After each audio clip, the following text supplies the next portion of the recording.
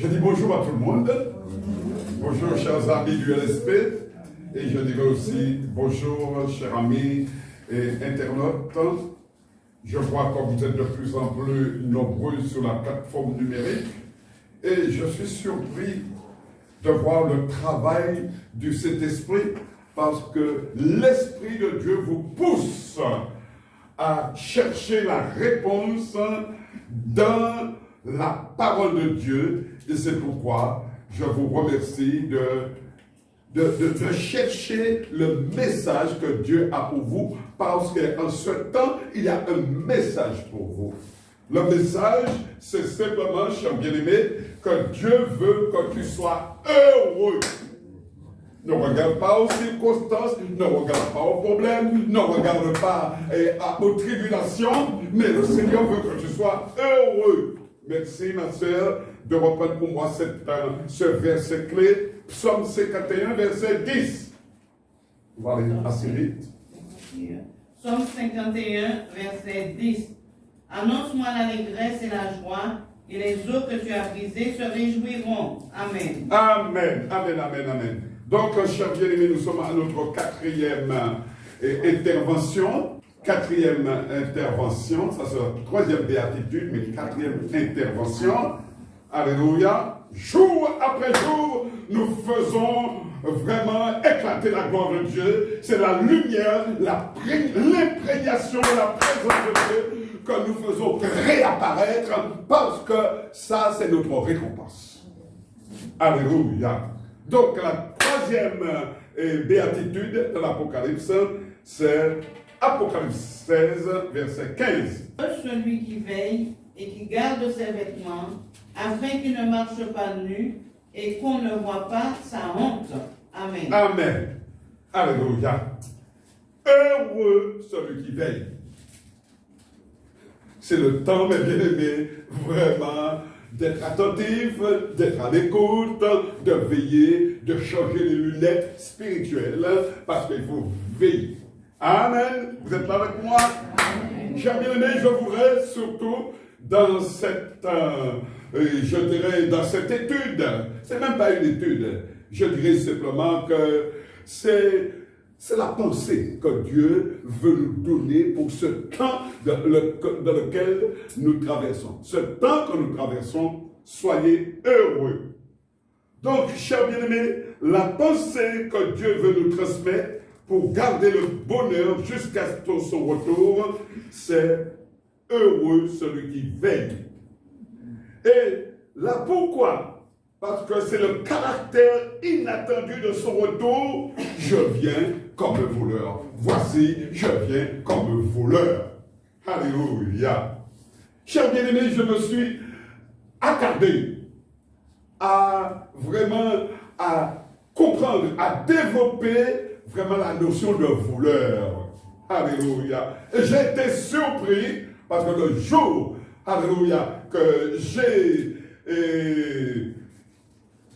je me suis imprégné de ce verset, eh bien, j'ai vu vraiment l'attaque de Satan, le vol.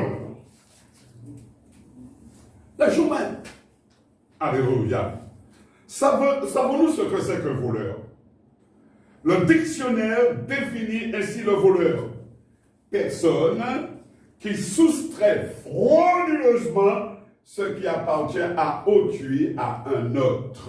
Ça ne vous appartient pas. C'est pourquoi si vous voulez déjà vraiment entrer dans le bonheur, donnez, remettez tout ce que vous avez pris. Amen. Alors, j'ai continué à chercher pourquoi le Seigneur parlait comme cela. Pourquoi le Seigneur donnait cette pensée-là. Alléluia. Et j'ai là été encore surpris. Parce que j'ai vu qu'il y a un esprit puissant dans le voleur. C'est vraiment, il est nommé cambrioleur, brigand, malfaiteur, manipulateur, escroc et agent du diable. Surtout cela. Un voleur, c'est un agent du diable. Et, chers bien-aimés, je n'ai pas considéré l'individu Mais j'ai considéré l'esprit. Et le Seigneur m'a montré que l'esprit du voleur est dans l'église et pas d'aujourd'hui. L'église avec un grand, pas aujourd'hui. C'est pourquoi j'ai dit, Seigneur, qu'est-ce que tu veux me dire là? Et le Seigneur m'a dit, regarde un petit peu. Depuis même longtemps, il me volait. Malachie 3, verset 8-9. Un homme trompe-t-il Dieu? Car vous me trompez et vous dites, en quoi t'avons-nous trompé? Dans les dîmes et les offrandes. Vous êtes frappés par la malédiction et vous me trompez, la nation tout entière. Amen. Clarinette. Le Seigneur parlait, et bien aimé, de payer sa dîme, de faire ceci, cela, etc. Et tout. Eh bien, il y a des gens, au contraire, qui ne payent pas le dîme, etc. Et, tout. Et des fois, même dans l'organisation de l'Église, même à la tête de l'Église. Vous voyez? Alléluia, les jeunes. Voilà. Mais Jésus, là, ça c'est l'Ancien Testament, mais Jésus lui-même va nous donner un témoignage qui est effarant. Alléluia. C'est pourquoi il faut lire la Bible. Il ne faut pas simplement, alléluia, essayer de comprendre, il faut lire. Et au fur et à mesure, le Seigneur va éclairer votre intelligence. Et voilà ce qu'il m'a dit à travers cette étude-là. Jean 12, versets 4 à 6. Jean 12, 4, 6. Un de ses disciples, Judas Iscariote, fils de Simon, celui qui devait le livrer, dit: pourquoi n'a-t-on pas vendu ce parfum 300 deniers pour les donner aux pauvres? Il disait cela, non qu'il se mit en peine des pauvres, mais parce qu'il était voleur et que, tenant la bourse, il prenait ce qu'on y mettait. Amen. Quel père. Disciple de Jésus, alléluia, eh bien il prenait ça, etc. Et tout. Il se servait comme il voulait, mais en plus de cela, cher bien-aimé, alléluia, Jésus dit, non pas qu'il se mit en peine des pauvres, mais parce qu'il était voleur. Dans ce caractère-là, il était devenu un traiteur. Pourquoi? Parce qu'il devait livrer Jésus. Alléluia. Amen. Cher bien-aimé, il est bon de connaître, de discerner au milieu de nous ceux qui aiment l'argent. Alléluia. Il est bon. Si vous voulez vraiment, mes bien-aimés, vous veiller, protéger et vous garder vraiment des esprits malhonnêtes, exercez le don qu'on vous a donné, veillez, essayez de comprendre, discerner ceux qui aiment l'argent. Comprenez ça, je dis, j'ai bien aimé la parole. Ça a été difficile pour moi. Alléluia. Parce qu'il a fallu que je comprenne certaines notions.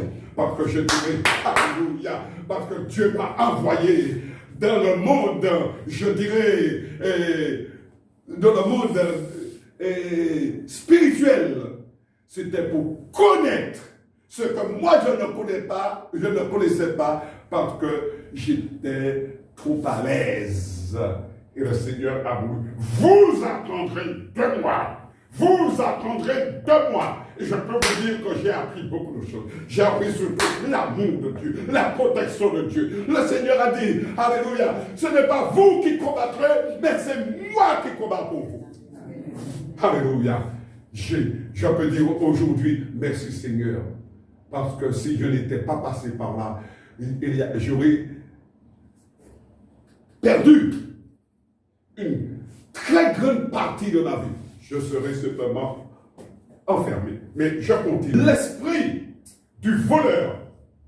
Parce que le Seigneur a dit, alléluia, voici comme je viens comme un voleur. Et il faut connaître la nature du voleur, cher bien-aimé. Jean 10, verset 10. Oh! Jean 10, 10. Le voleur ne vient que pour dérober, égorger et détruire. Moi, je suis venu afin que les brebis aient la vie et qu'elles soient dans l'abondance. Amen. Amen. Cher bien-aimé, que verrons-nous à l'approche du retour du Seigneur? Parce que là, nous sommes concernés. Comme voyons-nous et que verrons-nous encore à l'approche du Seigneur? Parce que maintenant nous sommes levés pour préparer la rencontre du Seigneur. Alléluia. Mais que verrons-nous? Alors le Seigneur utilise son serviteur Paul pour nous dire la nature de ce monde-là. Pour le monde dans lequel nous sommes, l'évaluation. Par le monde de Jésus. Le monde de Jésus, c'est merveilleux. Mais le monde terrestre, qu'est-ce qu'il nous dit? 2 Timothée 3, 1, 5. Sache que dans les derniers jours, il y aura des temps difficiles, car les hommes seront égoïstes, amis de l'argent, fanfarons, hautains, blasphémateurs, rebelles à leurs parents, ingrats, irréligieux, insensibles, déloyaux, calomniateurs, intempérants, cruels, ennemis des gens de bien, traîtres, emportés, enflés d'orgueil, aimant le plaisir plus que Dieu, ayant l'apparence de la piété, mais reniant ce qui en fait la force. Éloigne-toi de ces hommes-là. Amen. Amen. Jésus, cher bien-aimé, connaissant le temps que nous traversons, met en garde ses disciples contre les pressions de ce monde, imprégné, je dirais, de propagande satanique pour retarder sa venue. Parce que le combat, c'est surtout pour retarder la venue de Jésus, pour que le diable puisse prendre le maximum. Rappelez-vous, regardez, observez, alléluia, cette épidémie ne vient pas de Dieu. Le diable a inspiré ça, il a créé cela, il est aussi créateur. Simplement, mes bien-aimés, pour évaluer l'Église. Ceux qui sont à lui, ceux qui ne sont pas de lui. Le Seigneur a parlé de protection, mon sang. Si vous êtes dans mon sang, vous êtes protégés. Eh bien, beaucoup de chrétiens ont pris la fuite parce que aller chercher, etc. et tout ça dans le monde. Et le monde ne peut rien vous apporter. Le monde est perturbé, le monde est troublé, etc. et tout. Restez vraiment sous la protection du sang de Jésus. Chers bien-aimés, ceux qui gardent leurs vêtements. L'avertissement de Jésus au sujet des vêtements est clair. Je ne vais pas m'attarder là-dessus. Aujourd'hui, c'est vrai, même dans la louange, lorsque vous regardez certaines églises, pardonnez-moi, l'œuvre de Dieu, eh bien, on se permet de venir n'importe comment, etc. et tout. Il n'y a pas de changement, il n'y a pas de transformation. Les vêtements, alléluia, c'est comme une salle de bal. Dans la lettre à l'église de Sardes, le Seigneur promet à ceux qui n'ont pas souillé leurs vêtements qu'ils marcheront avec lui en vêtements blancs. Amen. Amen. Cela veut dire que la nature de Jésus, mes bien-aimés, c'est surtout la valeur spirituelle. C'est l'intégrité, c'est la fidélité, c'est la patience, c'est la crainte, etc. et tout. C'est ça le vêtement, mes bien-aimés. Alléluia. Amen. Et nous aurons l'occasion de faire un séminaire là-dessus, parce que j'ai vu qu'il y a un serviteur qui a compris. Alléluia. Apocalypse 3, versets 4 à 5. Apocalypse 3, 4 à 5. Cependant, tu as à Sardes quelques hommes qui n'ont pas souillé leurs vêtements. Ils marcheront avec moi en vêtements blancs, parce qu'ils en sont dignes. Celui qui vaincra sera revêtu ainsi de vêtements blancs. Je n'effacerai point son nom du livre de vie, et je confesserai son nom devant mon Père et devant les anges. Amen. Et en conclusion, cher ami, les vêtements, comme je vous ai dit, représentent la nature de Jésus. Alléluia. Et je vais vous dire quelque chose qui peut paraître un petit peu idiot. Lorsque je reviens du travail, avant de lire la parole de Dieu, avant de faire une étude, je me lave pour enlever l'odeur de la sueur sur moi. Ok? Parce que je sais que je suis dans la présence de Dieu. Et des fois, si j'avais des pensées, alléluia, qui étaient montées, je me mets à genoux, je dis Seigneur, pardonne-moi, aie pitié de moi. Je fais avec ce que je peux. Mais prendre conscience, mes bien-aimés, que nous avons à nous nettoyer. Chers bien-aimés, si vous avez un esprit abattu, revêtez-vous de vêtements de louange. Un vêtement de louange, c'est spirituel ce que je dis. Amen. Ésaïe 61, versets 1 et 3. Ésaïe 61, versets 1 et 3. Ésaïe 61, 1, 3. 1 et 3. 1 et 3. L'Esprit du Seigneur, l'Éternel, est sur moi. Car l'Éternel m'a oint pour porter de bonnes nouvelles aux malheureux. Il m'a envoyé pour guérir ceux qui ont le cœur brisé, pour proclamer aux captifs la liberté et aux prisonniers la délivrance. Verset 3. Pour accorder aux affligés de Sion, pour leur donner un diadème au lieu de la cendre, une huile de joie au lieu du deuil, un vêtement de louange au lieu d'un esprit abattu, afin qu'on les appelle des térébintes de la justice, une plantation de l'Éternel pour servir à sa gloire. Amen. Amen. Alors pour terminer, chers bien-aimés, la conclusion, c'est un appel du Seigneur à se préparer pour l'invitation vraiment à son retour. Alléluia. Et il nous appelle à nous réjouir. Réjouissez-vous dès maintenant. Vous qui lisez, vous qui voulez mettre en pratique la parole de Dieu, vous qui voulez qu'il y ait une transformation dans votre vie, réjouissez-vous. Apocalypse 19, versets 7 à 8. Apocalypse 19, 7, 8.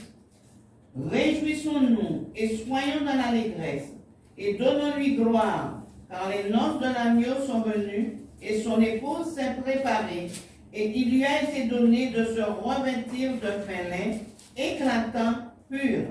Car le fin lin, ce sont les œuvres justes des saints. Amen. Amen. Le Seigneur nous dit, sanctifiez-vous sans cesse, repentez-vous, convertissez-vous. Alléluia. Et vous verrez ma gloire. Que Dieu vous garde et que Dieu vous bénisse. Amen.